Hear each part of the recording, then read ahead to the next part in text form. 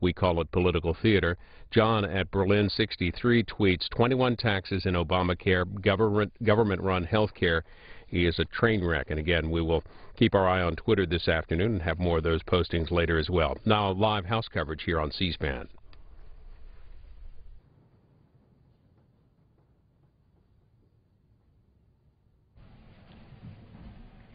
The House will be in order, and the prayer will be offered by the guest chaplain, Rabbi David Al-Ghazi, from the Havirat Israel Synagogue, Forest Hills, New York.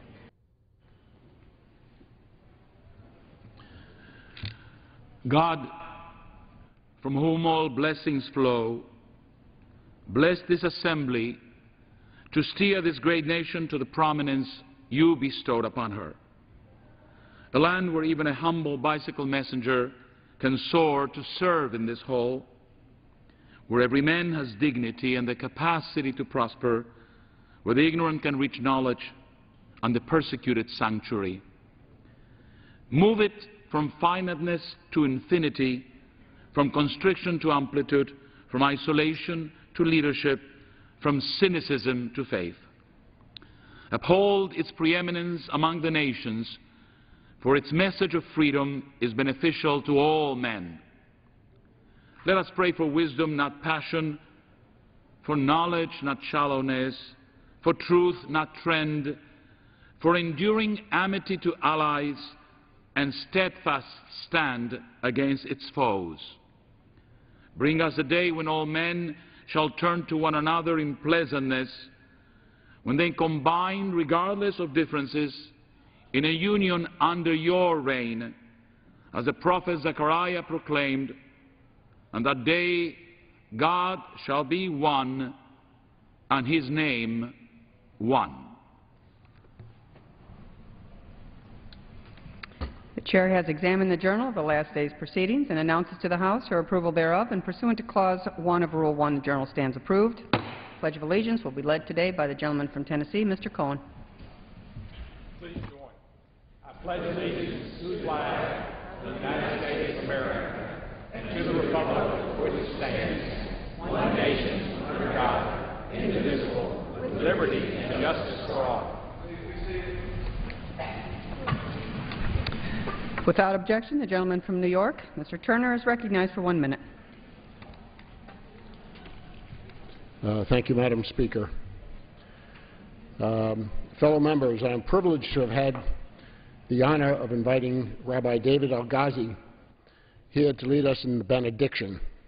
Rabbi Al-Ghazi serves as the senior rabbi of Havurat Israel Synagogue in Forest Hills, Queens, a position he has held since founding the congregation in 1981. Rabbi Al-Ghazi has always had a commitment to academics as both a student and a teacher. He holds multiple master's degrees and has served as a professor in all levels of academia.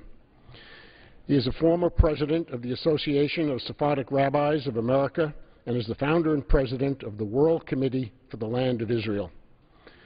He has always been a strong advocate for the Jewish community in Queens and throughout New York.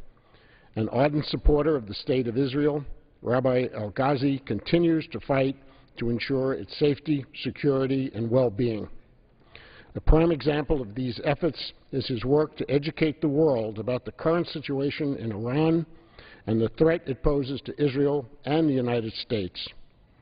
A scholar, educator, and pillar of religious leadership in our community, he has been a terrific friend to me and has always been there for all those in need. And I thank you, Rabbi Al-Ghazi. I yield back. Chair will entertain 15 further requests for 1-minute speeches on each side. For what purpose does the gentleman from Texas seek recognition? Madam Speaker, I ask unanimous consent to address the House for 1 minute. Gentleman's recognized. Madam Speaker, late one summer night a few years ago, I boarded a red-eye flight back to Houston. I saw college students on the plane, and I expected the worst. I was wrong, however.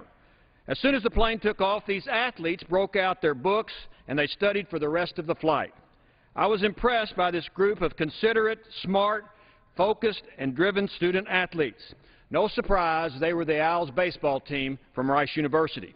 Rice was named after Massachusetts-born businessman William Marsh Rice, a transplanted Yankee that was successful in Houston, Texas. And he chartered the Rice Institute. Today, Rice University is the home of 5,000 students. Its achievements make Houston proud. Artificial heart research, structural chemical analysis, and space science, just to name a few. And the Rice Owls baseball team gives Houston a baseball team we can be proud of. And just yesterday, Rice was named one of the top 100 universities in the world by the Center for World University Rankings. I want to congratulate Rice President Dr. LeBron, his wonderful educators, his students for an amazing 100 years of excellence in education. And that's just the way it is. For what purpose does the gentlelady from California seek recognition? The gentlelady is recognized. After returning from Iraq, John started college. He didn't pick a major right away, instead exploring different subjects. But he struggled. It was hard for him to focus, and after what he'd been through, he couldn't relate to his classmates. Soon he'd used up his GI Bill benefits and couldn't afford to graduate. What John's story tells us is that even though we vigorously train our soldiers, we give veterans little guidance to succeed in school. So I'm introducing the Student Veterans Academic Counseling Enhancement Act, endorsed by the American Legion, the Iraq and Afghanistan Veterans of America, and the Veterans of Foreign Wars. This bill provides regular one-on-one academic counseling to GI Bill students no matter where they go to school, and it tracks veteran graduation rates to help ensure academic and career success. This Student Veterans Act will ensure taxpayer dollars are spent responsibly while helping veterans graduate and get good jobs. We owe it to those who've sacrificed so much for us, our veterans. For what purpose does the gentleman from the great state of Michigan seek recognition? The gentleman is recognized. Madam Speaker, in upholding the President's health care law, the Supreme Court identified the law as a $675 billion tax increase on America's working families and reminds us that we cannot depend on courts to fix the mistakes that Congress has made. I know something about health care. I've been a doctor for 30 years taking care of patients in northern Michigan. I know the President's plan is not solving our health care problems. In fact, it's making them worse. The law hurts seniors by cutting more than $500 billion from Medicare. The law creates a board of 15 Washington bureaucrats to decide how to reduce Medicare costs. The law contains more than 13,000 pages of new regulations that will suffocate our small businesses. The President's law never addressed rising health care costs. America has a great health care system, but the problem is it costs too much. I recommend we enact a step-by-step approach that lowers costs through free market competition and strengthens the doctor-patient relationship. The American people have been clear. They don't like this terrible law. I urge all members to support the repeal of Obamacare Act so we can scrap this law and work together on real health care reforms that actually lower costs and make health care more affordable. Thank you. For what purpose does the gentleman from Rhode Island seek recognition? The gentleman is recognized. Madam Speaker, I rise today to commemorate the 20th anniversary of the Leadership Alliance. The Leadership Alliance, established by Brown University in 1992, is a national academic consortium of leading research universities and minority-serving institutions with the mission of developing underrepresented students into outstanding leaders and role models in academia, business, and the public sector. Through an organized program of research, networking, and mentorship at critical transitions along the entire academic training pathway, the Leadership Alliance prepares young scientists and scholars for graduate training and professional apprenticeships. To date, the consortium has mentored more than 2,600 undergraduates, including 43 Rhode Islanders. Brown University has mentored 386 Leadership Alliance participants, 35% of whom have received a graduate-level degree. I'm proud to stand in support of this initiative that identifies, trains, and mentors talented, underrepresented, and underserved students.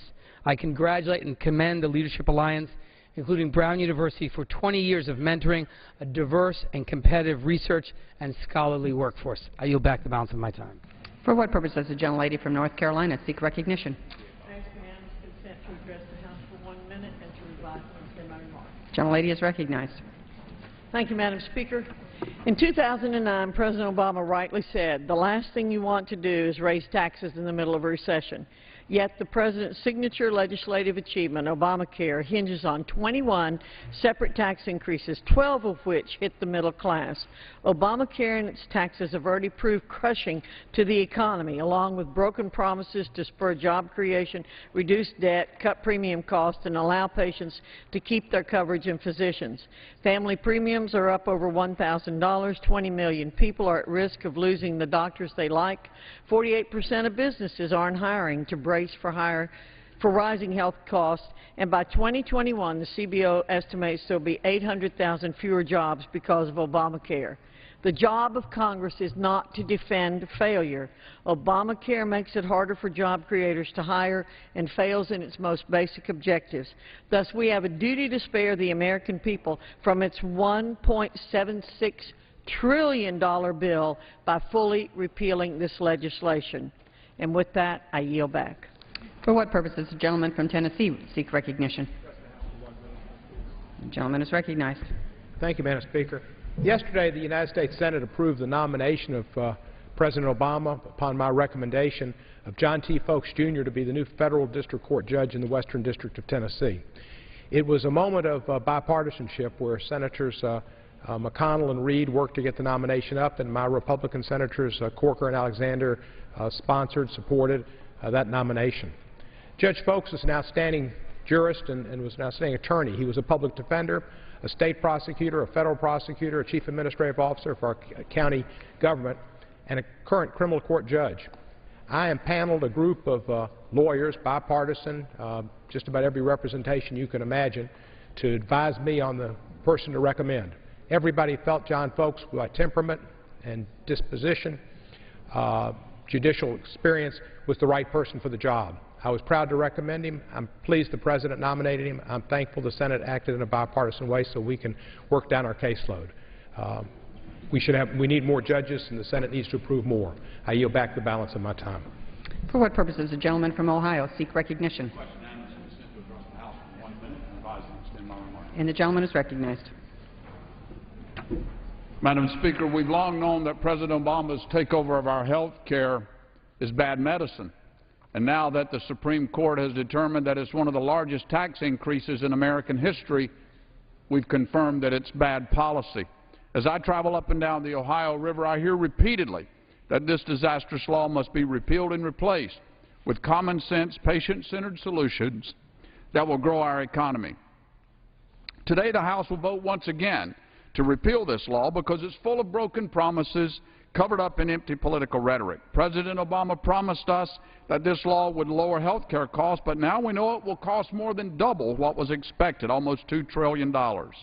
We were promised that the law would create jobs, but 40% of American businesses tell a different story. And finally, we were promised that we'd be able to keep our doctors, but a recent survey says that 83% of doctors have considered quitting over the law. Free market and patient-centered solutions are not only good policies, but they are also the correct medicines for health care reform, not President Obama's big government takeover. And with that, I yield back the balance of my time. For what purpose does the gentlelady from Texas seek recognition? Gentlelady is recognized.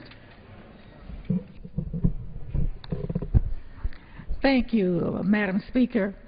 By refusing to expand Medicaid to cover millions of sick, low-income adults, Texas Governor Rick Perry has joined the growing list of Republican governors who have decided to put partisan politics before the health of their residents.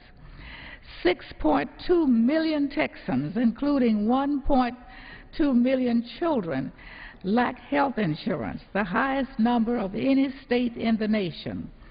Medicaid expansion would drastically decrease Texas's uninsured rate from an astonishing 25% to just 9%. Without the Affordable Care Act, millions of uninsured Americans will continue to seek primary care in our nation's overcrowded emergency rooms, leaving taxpayers, property owners, to foot the bill. As a non-practicing registered nurse, I am all too familiar with this scenario, which has placed a tremendous burden on our nation's hospital systems. Ms. Speaker, The highest court in the nation has spoken, and it's time for us to move forward for the American people. Thank you. I yield back. For what purpose does the gentleman from Tennessee seek recognition? Madam Speaker, I request unanimous consent to address the House for 1 minute. The gentleman is recognized.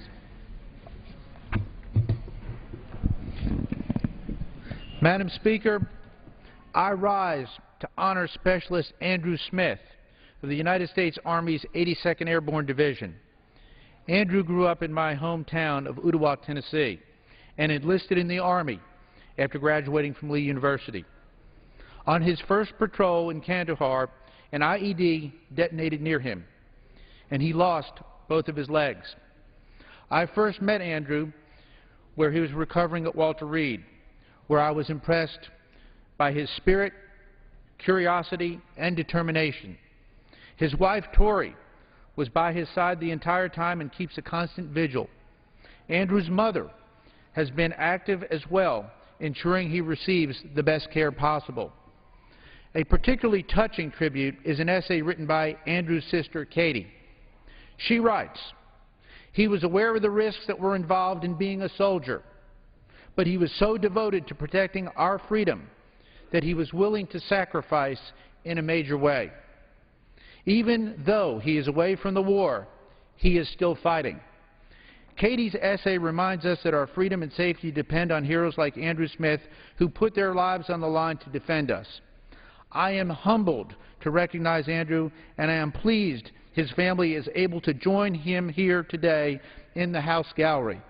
I ask that Katie's essay be submitted to the Congressional Record, and I speak for all Americans when I say that we are forever grateful. I yield back. For what purpose does the gentleman from Oregon seek recognition? The gentleman from Oregon would address the House for 1 minute. Gentleman's recognized. On January 19, 2011, the Republicans voted to repeal Obamacare.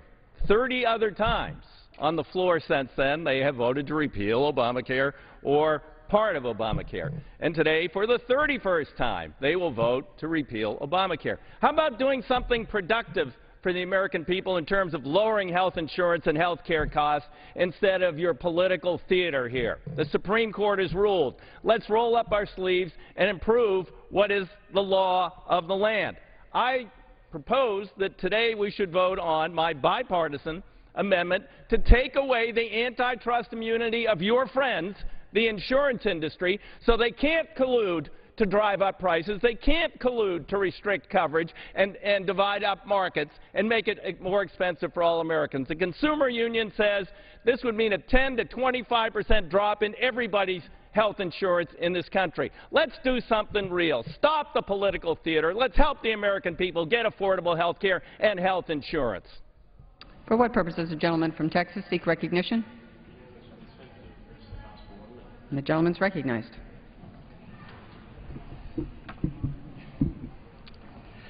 Madam Speaker, I rise today to support H.R. 6079.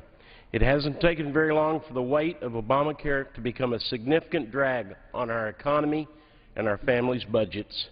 Just 2 years since it was enacted, there are already 12,825 pages of Obamacare-related regulations and notices published in the Federal Register. Nobody knows what the final number of regulations will be, and let's hope that we never find out. It is this high level of uncertainty that is preventing many businesses in my district from hiring new workers and growing. This is particularly true among small businesses looking to expand. We must repeal this law now that is a disincentive for any small business to grow. I urge my colleagues to join me in voting for repeal. Thank you very much.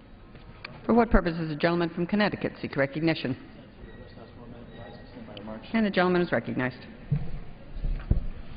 Madam Speaker, I rise this morning not to advocate a Democratic position or to refute a Republican idea. Instead, I rise to highlight a fundamental threat to our ability to have that important debate. I refer, of course, to the hundreds of millions, indeed billions of dollars that will influence who comprises this otherwise democratic body, and which may very well determine who occupies the presidency next. In each of our hearts, those of us called to represent people in this chamber know that that cannot possibly be right. That is why I will co-sponsor 2 possible constitutional amendments to reverse the damage of Citizens United, H.J. Res. 111 and H.J. Res. 78. This should not be partisan. Today it looks like the dollars are behind the Republicans, but tomorrow that may be different. So let's join, let's stand together for our democracy and back a constitutional amendment to make our democracy about people, not about dollars. I yield back the balance of my time. For what purpose does the gentleman from Texas seek recognition? The gentleman is recognized.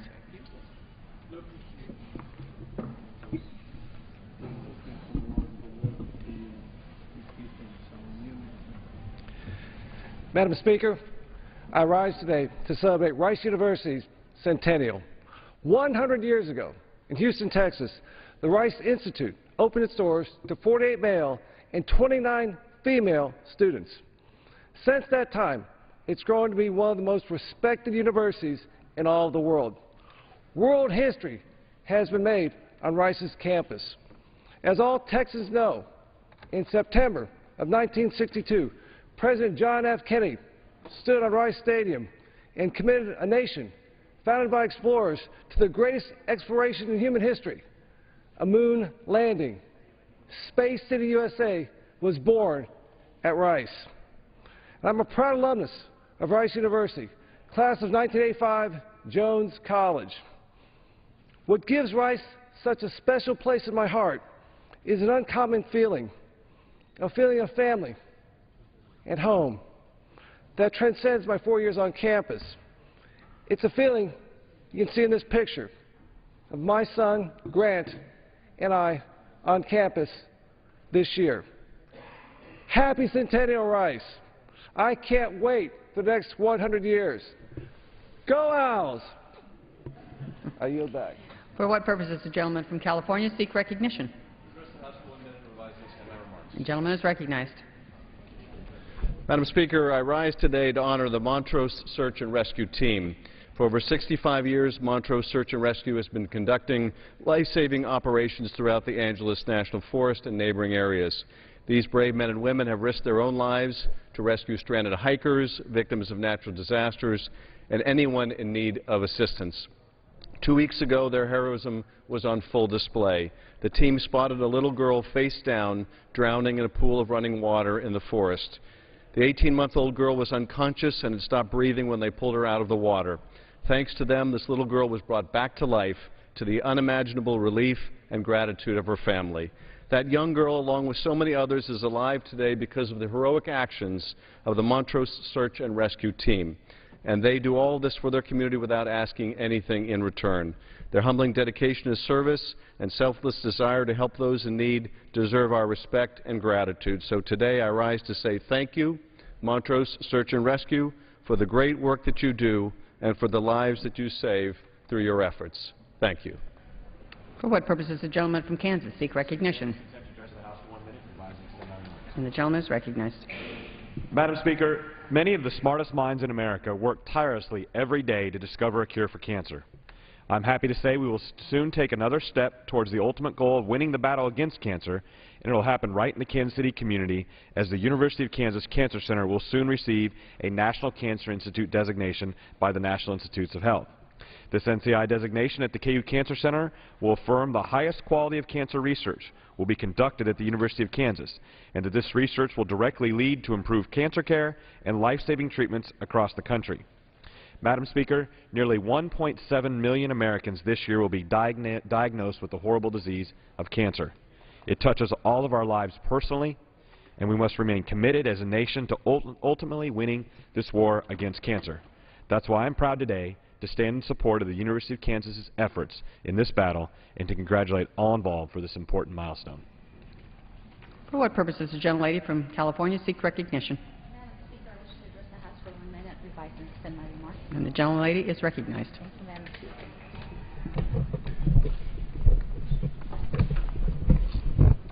Thank you, Madam Speaker. I rise today to urge my Republican colleagues to move beyond the attacks on health care for Americans and to move forward by getting our country back to work. The majority thinks that it's a badge of honor to claim that they will have had 31 votes to repeal the Affordable Care Act. I completely disagree. They will have voted 31 times to strip patients of basic protections. They will have voted 31 times to reverse the progress made by the Affordable Care Act, including protecting up to 17 million children who now have coverage even with a pre-existing condition. In fact, the 31st vote that we will take is nothing more than a reaction to Chief Justice John Roberts' opinion that the law is constitutional. And yet, the GOP continues to dispute this. Let's move on. If they were serious, they would have presented us with a plan 31 votes ago to help us fix any flaws that this law may have. So I plead, for the 31st time, let's get back to work. For what purpose does the gentleman from Florida seek recognition?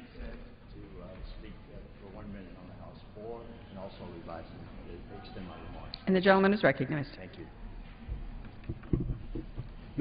Madam Speaker, the sad reality in our country today is that Americans are faced with skyrocketing health care costs. Rather than address this situation, Democrats passed a $1 trillion health care takeover that costs too much, taxes too much, and borrows too much.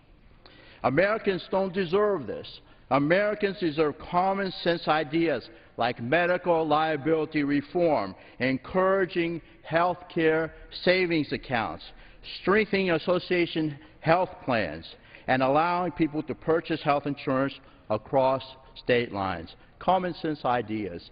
These reforms would make health care more affordable and accessible without passing on crushing debt to future generations. Unlike the current health care law, which has raised taxes, cost jobs, and limited personal control of health care, Americans deserve meaningful and affordable health care reform that will lower costs, protect consumers, and increase accessibility while allowing Americans to control their own health care decisions. This misguided takeover of the health care system is not the answer. Thank you, Madam Speaker. I yield back. For what purpose does the gentlelady from Texas seek recognition? To address the House for 1 minute. The gentlelady is recognized. Thank you, Madam Speaker. I rise today to congratulate our hometown university, Rice University, for their 100-year celebration, a university known for advancing education in the arts, humanities, and sciences. It is a leading university and has been ranked among the top 20 universities in the United States by the U.S. News and World Report every year since the rankings began in 1983. As a former member of the House Science Committee, I'm reminded of their great work in nanotechnology, space, cellular technology, bioinformation and energy and health, and their collaboration with the Johnson Space Center. I'm also delighted that they have decided in their years past to eliminate the bar against African American students and open the opportunities of a grand education to Latinos and African Americans and young people have the last name or have a last name such as Quadir. They have a bright light in Dr. Roland Smith, who has led the effort on diversifying their campus. And I was delighted to come and join them in honoring the Honorable Barbara Jordan, one of my predecessors in the 18th Congressional District. They, of course, have a group of astute athletes that have made them proud, and they represent the diversity of America. It is great to congratulate a university that understands its brilliance and its necessity in teaching the next generation of scientists, thinkers, and humanitarians, and to also be called an excellent university. Congratulations, Rice University, for your 100th year and your service to this nation and your reflection of the diversity of this great country. Congratulations. For what purpose does the gentleman from Texas seek recognition? to address the House for 1 minute and to revise and extend my remarks. And the gentleman is recognized. Thank you very much. Madam Speaker, I have the singular privilege of representing Rice University, and I join my colleagues from Houston in recognizing and congratulating them on their 100th anniversary this year. That Rice has been consistently ranked as one of the nation's greatest universities, recognized by U.S. News and World Report as among the nation's top 20 universities, and they've consistently ranked in the top 50 universities in the world. Rice University researchers are pioneers in a broad spectrum of fields, including space, energy, and my personal passion, nanotechnology. Nanotechnology is an absolute game changer, revolutionizing everything that we will touch and see in the 21st century. And Rice University is the birthplace of nanotechnology research. Nanotechnology holds incredible potential for everything from curing cancer to improving the storage and transmission of electricity and moving electricity in ways that we cannot even imagine today, allowing us to miniaturize devices. Multi-stage nanoparticles will allow the delivery of cancer-curing drugs to individual structures within cells, allowing scientists to identify diseases at the cellular level, things that could not have been possible without the groundbreaking work at Rice University, and I congratulate them on their 100th anniversary today. For what purpose does the gentleman from Arizona seek recognition? The gentleman is recognized. Madam Speaker, I rise today as the member who most recently faced an electorate, and I have heard loud and clear that the people of southern Arizona elected me for the very same reason the people of every other district elect their representative, to stand up for them. I wasn't here to vote on the Affordable Health Care Act when it passed, but I appreciate its benefits and that we must work to improve it. I rise today to speak against its repeal. We should be here having a robust discussion about how to make this law better. We should be acting to ensure that Medicare doesn't pay more for prescription drugs than the VA, and to keep rising insurance costs from hurting small businesses. We should be looking for ways to create jobs, to strengthen our middle class, to bolster our economy. We should rise above partisan bickering, move on, and get something done. This repeal bill sends a message to American families that this body cares more about political grandstanding than improving their lives. Let's put aside this charade and do the work for which we were elected. I yield back. For what purpose does the gentlelady from California seek recognition? The gentlelady is recognized. Thank you, Madam Speaker. The House Farm Bill calls for draconian cuts that hurt our most vulnerable Americans. I'll be blunt and just get straight to the point. The House proposed cuts are completely unacceptable. The SNAP program puts healthy food on the table for 46 million Americans every month. In my home state of California, close to 6.5 million people struggle to put food on the table. An even worse statistic, and one that really breaks my heart, almost 2.5 million children each year in California have had to go to bed hungry. And it's simply because their families couldn't afford food. These proposed cuts to SNAP would quite literally take food out of the mouths of children. In my district, SNAP helps provide food for seniors, kids, veterans, and working families. About 20% of my constituents report that at some point last year, they couldn't buy food for themselves or their family. I don't understand why, in good conscience, Congress would ask millions of struggling Americans to go hungry in order to subsidize big agribusiness. As a country, we cannot afford to turn our backs on those who need us most now. I yield back the balance of my time. For what purpose does the gentleman from Missouri seek recognition? The gentleman is recognized.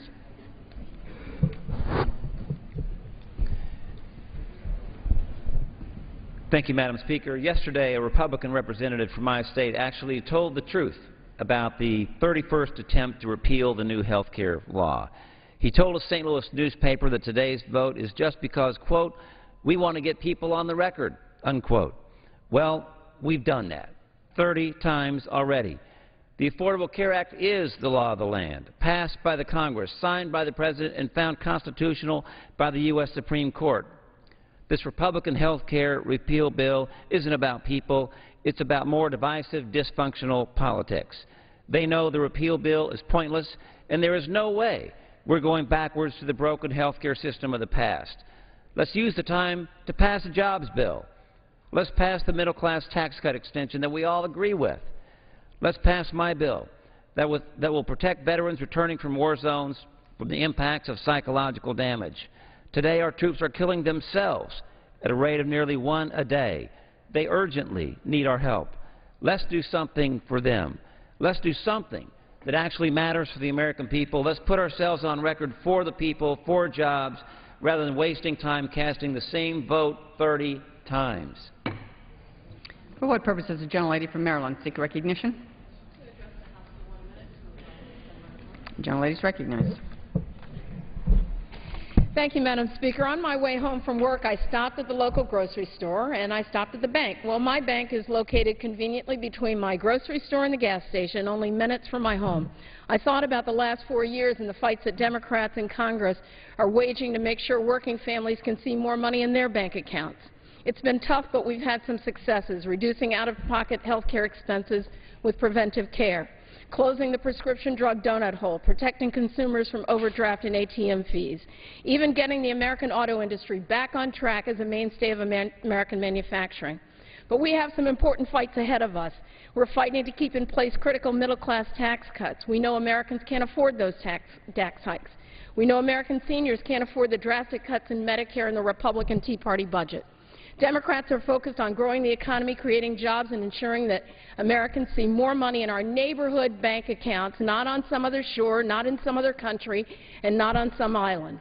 Republicans say they worry about the same things, but today they're repealing health care and protecting the interests of millionaires because they care more about those folks than they do about hardworking Americans and their local bank accounts.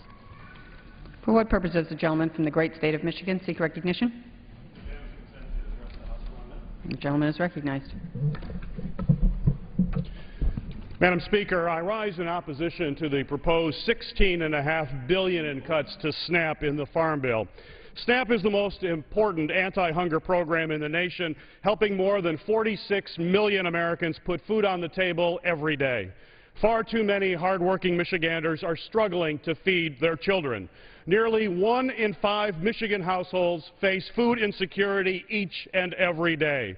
Having met with many of the good folks working in our food banks, they're already stretched too thin.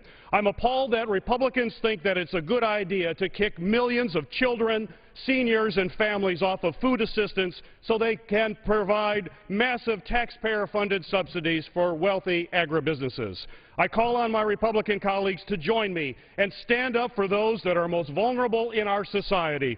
We need to send a clear message that we will never vote to take food away from hungry children. No one in our country should go hungry. I urge my colleagues to say no to cuts in food assistance.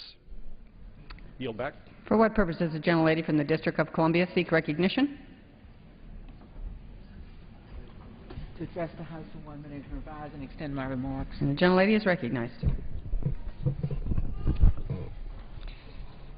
Madam Speaker, Republican attacks on life-saving access to contraceptives in the Health Care Act is one in a series on women's reproductive health this term. The worst is yet to come in the planned markup of H.R. 3803 to ban abortions after 20 weeks. Cloaked as a restriction on D.C. women, the bill merely uses them for a frontal attack on Roe v. Wade that guarantees abortion rights until viability as determined by a physician.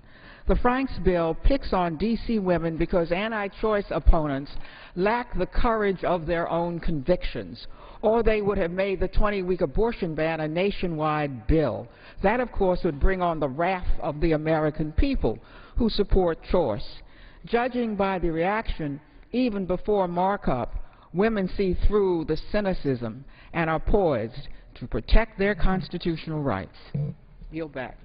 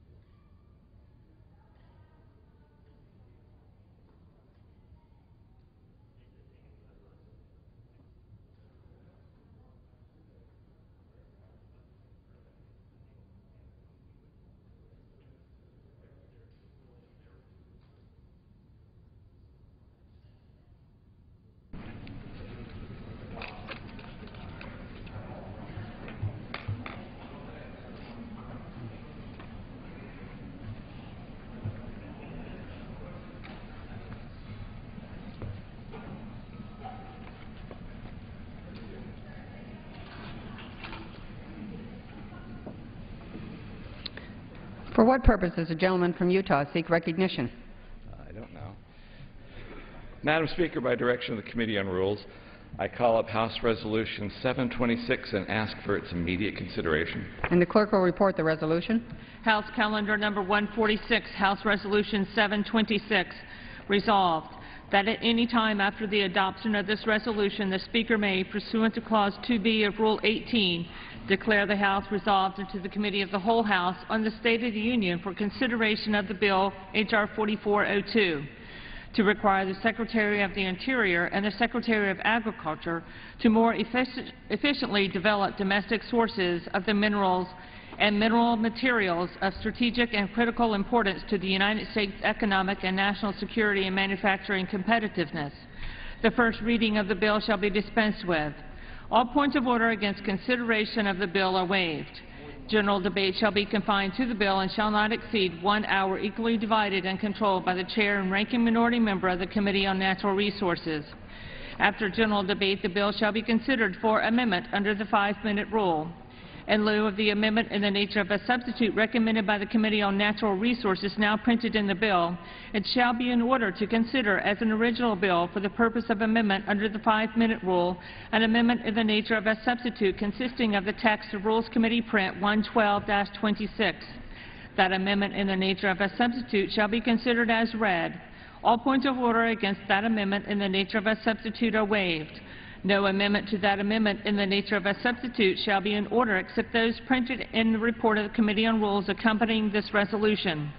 Each such amendment may be offered only in the order printed in the report, may be offered only by a member designated in the report, shall be considered as read, shall be debatable for the time specified in the report, equally divided and controlled by the proponent and an opponent, shall not be subject to amendment, and shall not be subject to a demand for division of the question in the House or in the Committee of the Whole.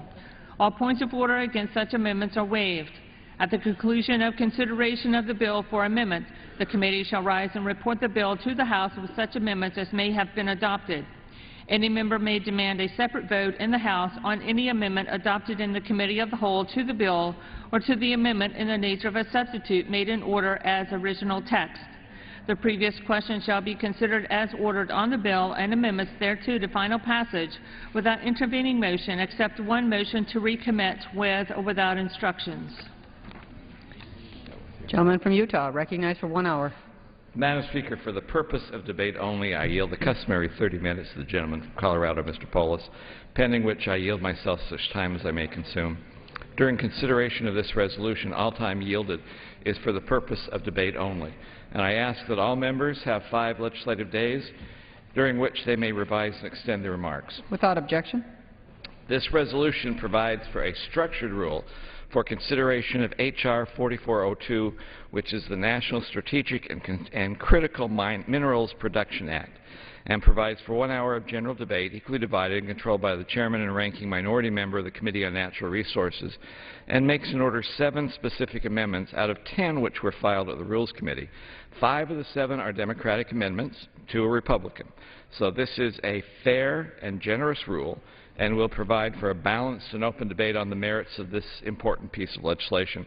Madam Speaker, I am pleased to stand before the House today in support of this rule, and especially under the underlining legislation, which is H.R. 4402, the National Strategic and Critical Mineral Production Act of 2012.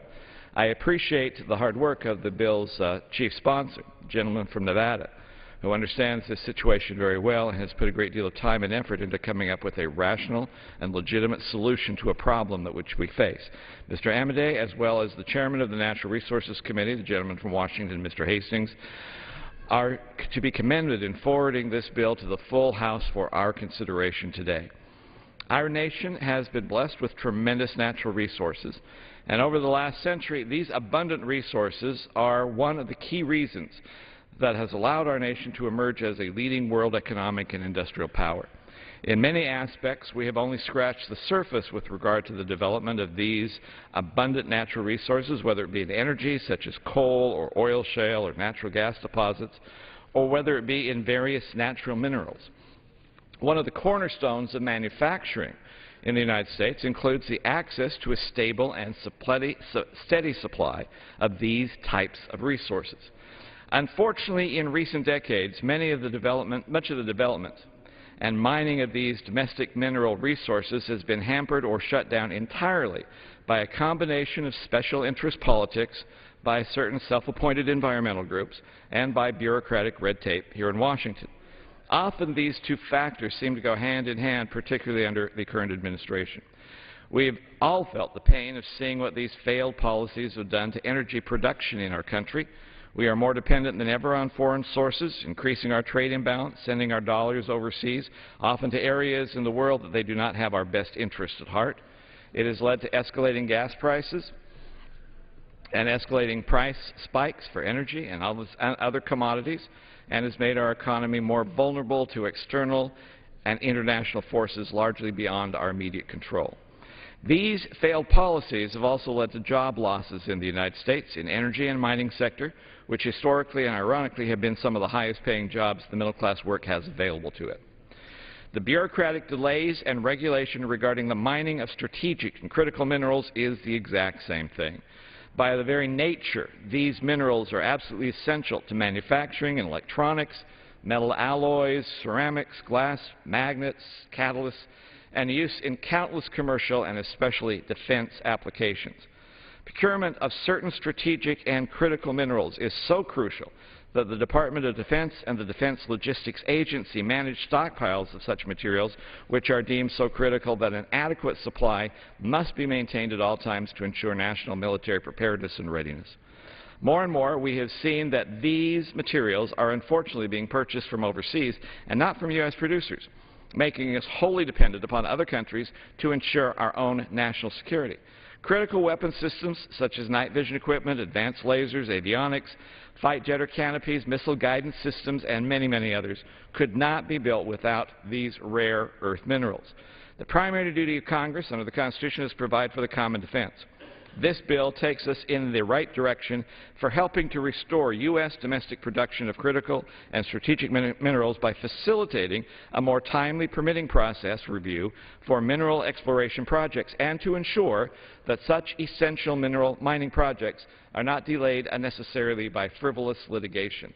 Let me be clear, this bill does not predetermine the outcome of agency review of such permit applications. It merely brings clarity to the process and ensures that the appropriate agencies will not unreasonably delay consideration, but will, at the conclusion of 30 months, issue either a yes or a no decision based on the merits of each individual application. This bill will also help cut the flow of frivolous lawsuits, which are often filed simply as delay tactics.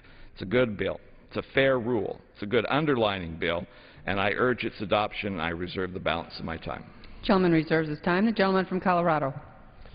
I thank the gentleman from Utah for yielding me the customary 30 minutes, and I yield myself such time as I may consume. And the gentleman is recognized.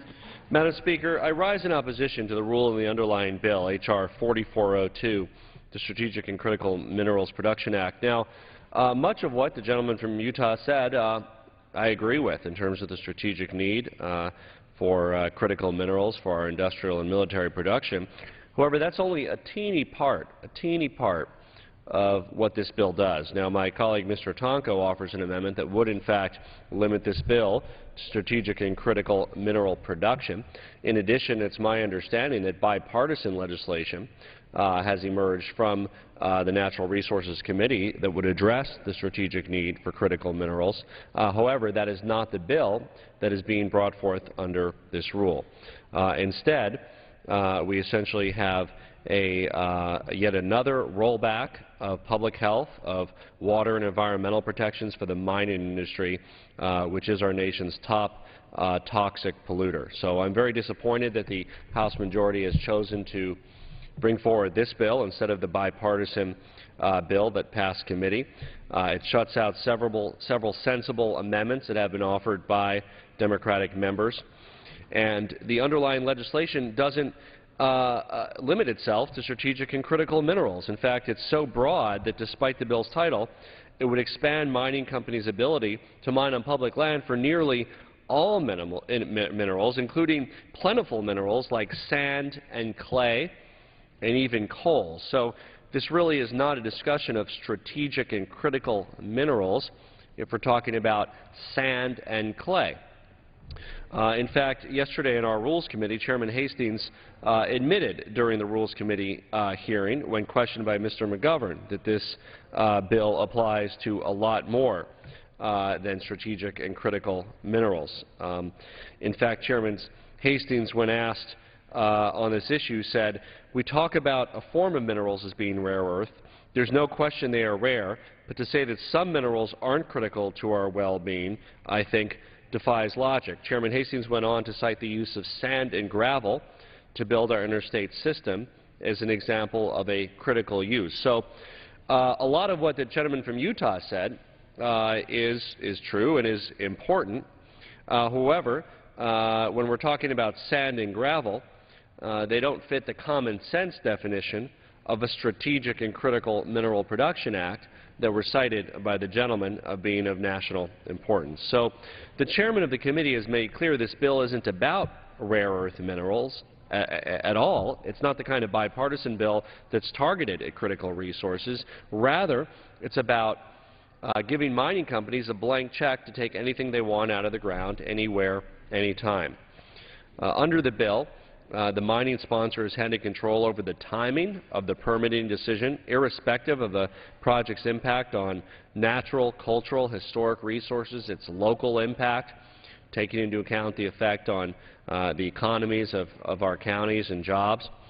Rather, it gives the mining companies a blank check. It permits nearly all mining operations to circumvent meaningful public health and environmental review processes. And when you consider the large and complex mining operations covered under this bill, it's even more inappropriate to reduce or eliminate the public comment and review process because of the sheer size of some of these projects. Now, the actual harm that this legislation would produce is far-reaching. As drafted, the legislation threatens to increase pollution of water in our western United States. For states already dealing with the extreme drought conditions, like my home state of Colorado, also the site of several deadly fires, the last thing we need is to jeopardize our already scarce water resources. We can't afford to affect our water quality and quantity with additional mining operations without understanding their impact on our water supplies. Now, Democrats and Republicans agree that we should be crafting a strategy to develop our rare earth and other critical minerals. In fact, a year ago, in this very same Congress, the Natural Resources Committee marked up H.R. 2011, a bill supported by the National Mining Association, a bill that had strong bipartisan support that would help develop our rare earth and other critical minerals. So why aren't we considering that bill on the floor today? Instead, we're considering an ideological bill that will go nowhere and has a statement of opposition from the President as well.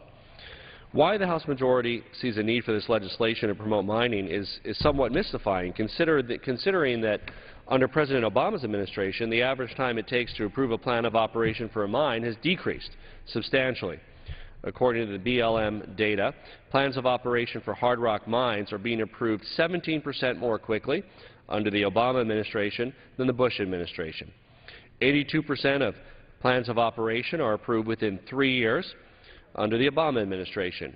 And according to the BLM, it takes on average 4 years to approve a mining plan of operations for a large mine, more than a 1,000-acre mine on public lands. There's a lot of issues, county issues, civic issues, economic issues around a 1,000-acre mine, and there needs to be a thoughtful process about how it affects the communities where it is located and how it affects air and water. Mining companies already extract billions of dollars of minerals from our public lands.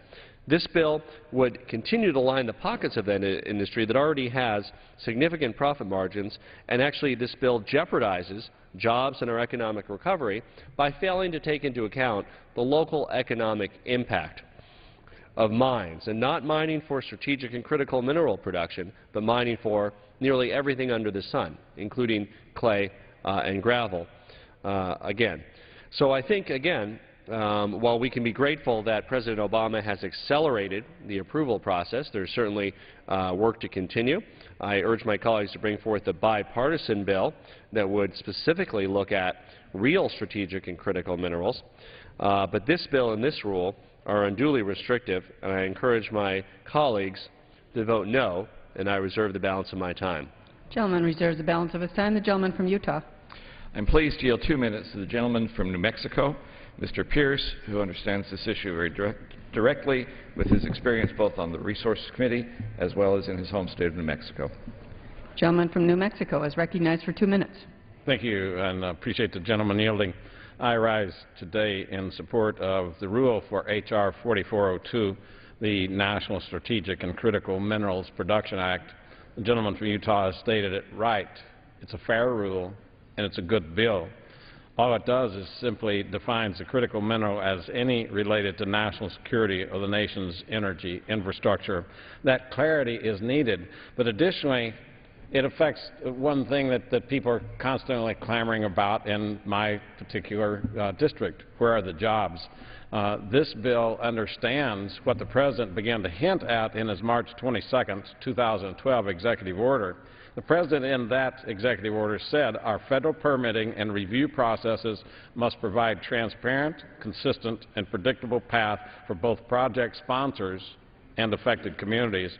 They must ensure that agencies set and adhere to timelines and schedules for completion of reviews, set clear permitting performance goals, and track progress against these goals.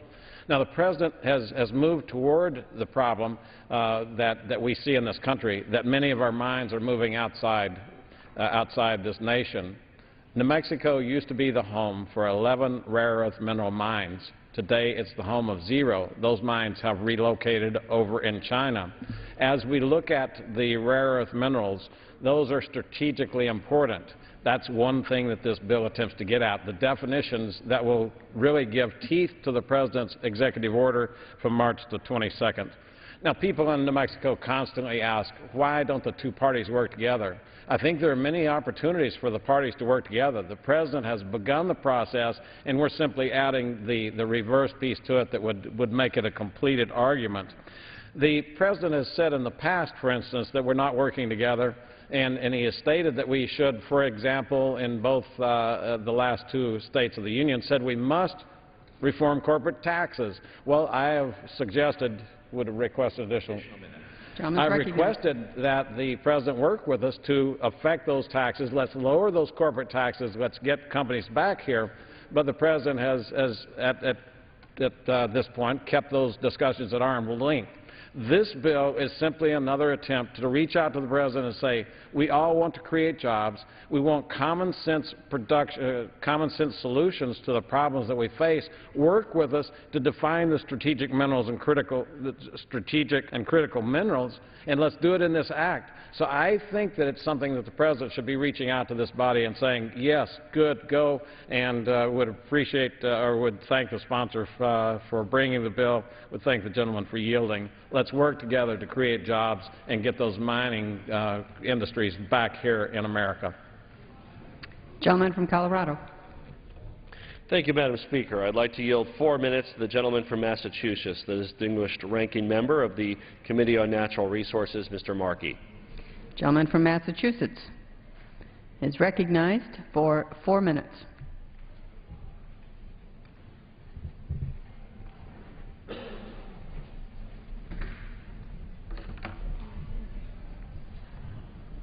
I thank the gentleman from Colorado. We are just hours removed from House Republicans voting to take away